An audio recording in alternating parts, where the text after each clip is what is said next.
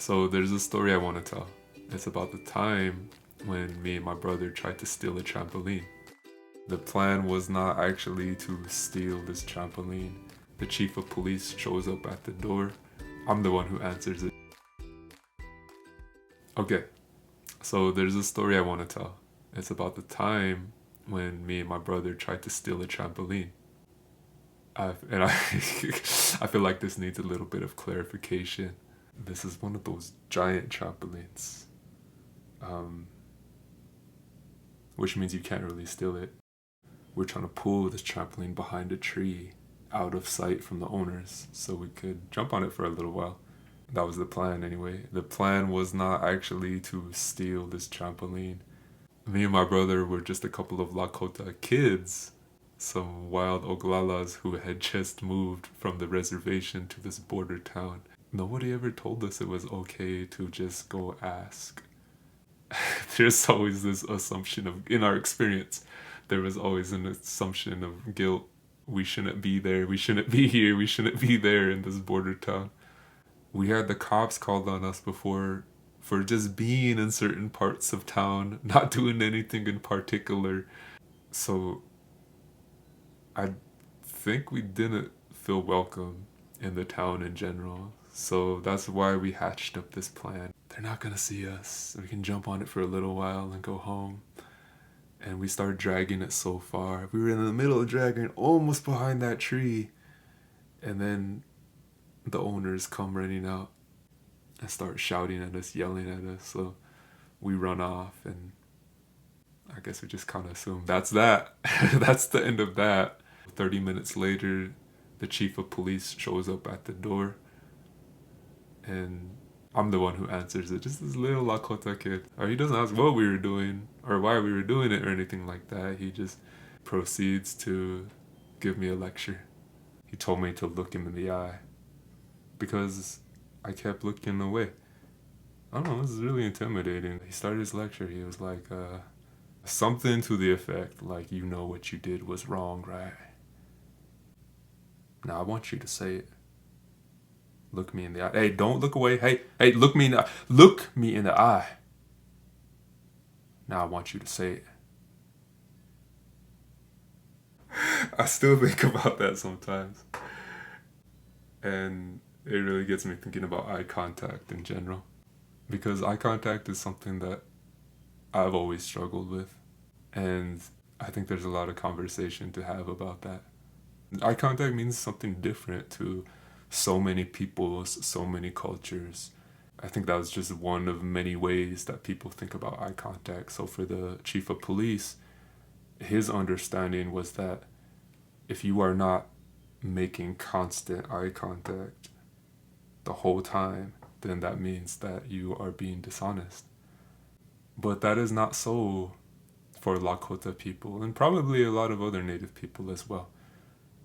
If someone from another culture was to see that people aren't feeling obligated to make constant eye contact, then they might think Lakota people don't like eye contact. That's not true. Or they might think it's a bad thing culturally to make eye contact. That's also not true. I don't think it's a rule of avoidance.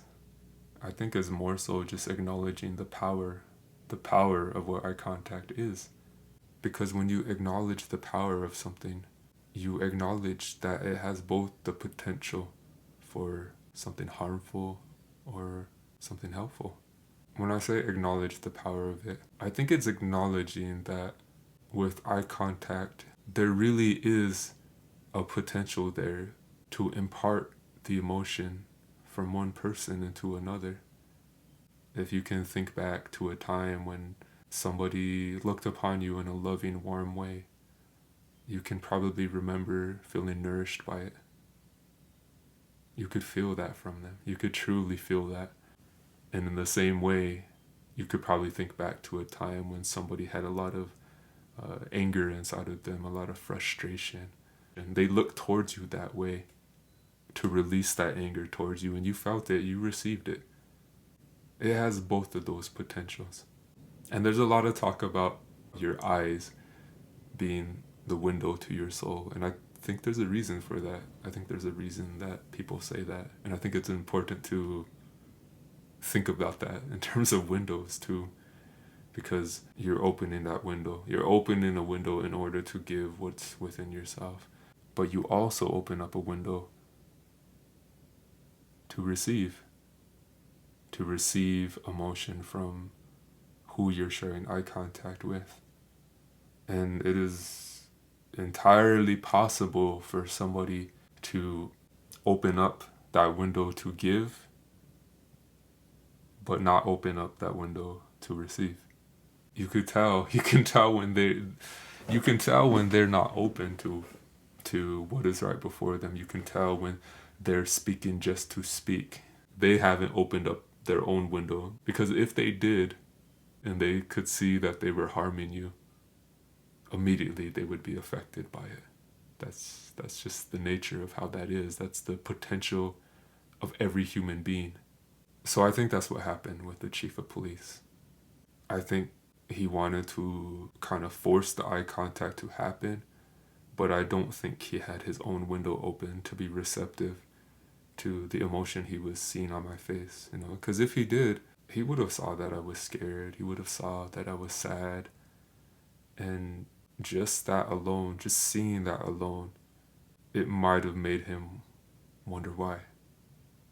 It might have made him think, well, why did this happen?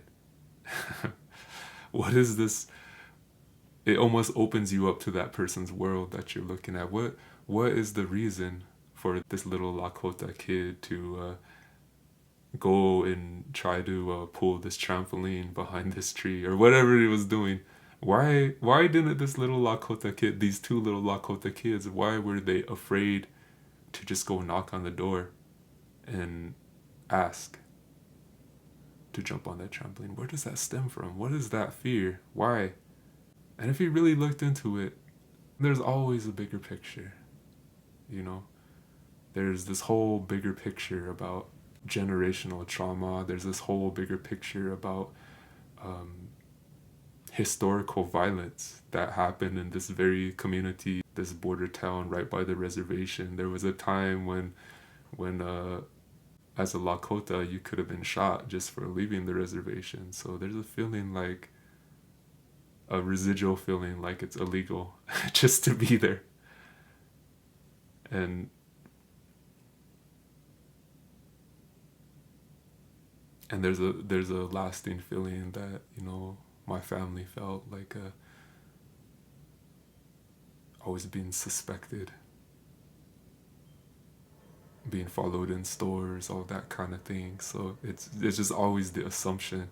It's always the assumption that, no, you can't do that. You can't just go ask, like, and maybe it's not true. Maybe they would have been, yeah, sure, you know, come jump.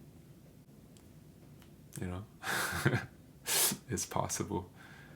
But there's a reason behind everything. The reason why anybody is the way they are. And it's almost as if you open yourself to that possibility through your eye contact. Once you receive that emotion, then you can't help but feel it. You can't help but become curious about it. So I think there's even a reason for the chief of police to see things the way that he's seen things. If that experience was frightening for me, if that experience was painful for me of being forced to make eye contact, then I think that's something that he went through as well when he was a child.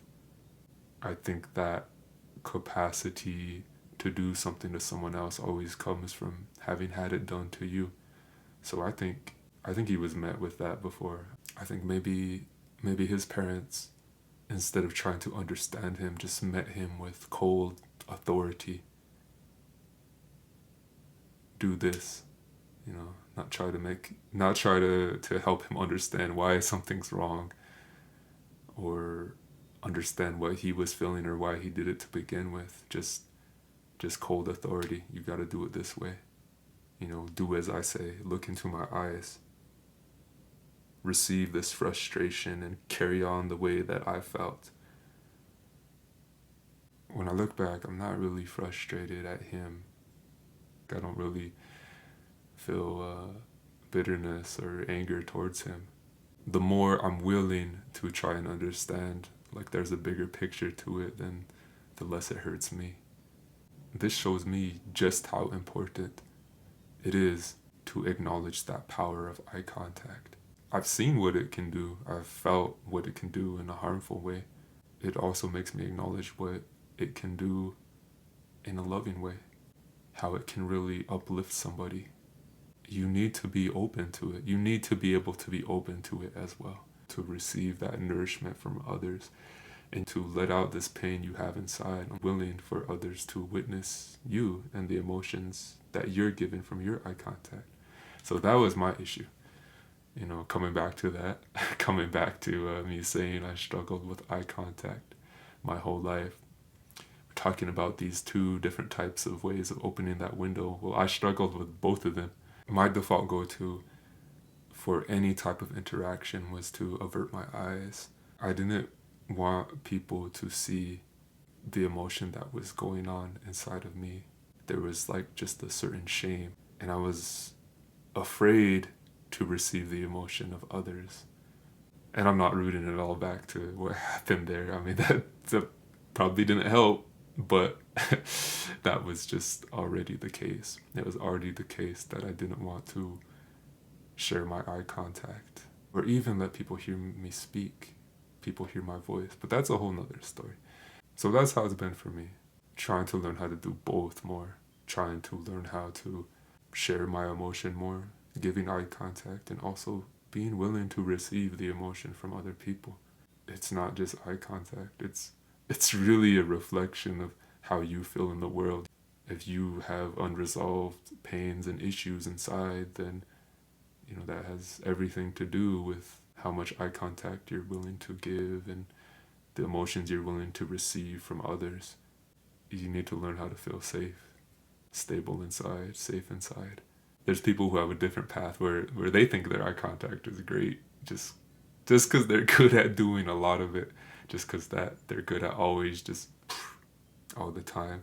They might not be so great at receiving the emotions, slowing down, letting that window be an ebb and flow, a back and forth.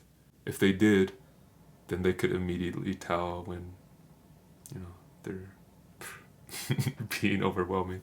So if you come across a Lakota person who's using less eye contact, then I just don't want people to assume that means that they're dishonest or they have bad intentions.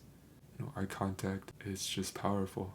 Whether people choose to do less of it or they came to understand it as something they could use in a really good, powerful way. However they may choose to do it, it's just important to learn about the power, a power that we all have. One of the many windows that we have as human beings. It's a beautiful window, a window to your soul.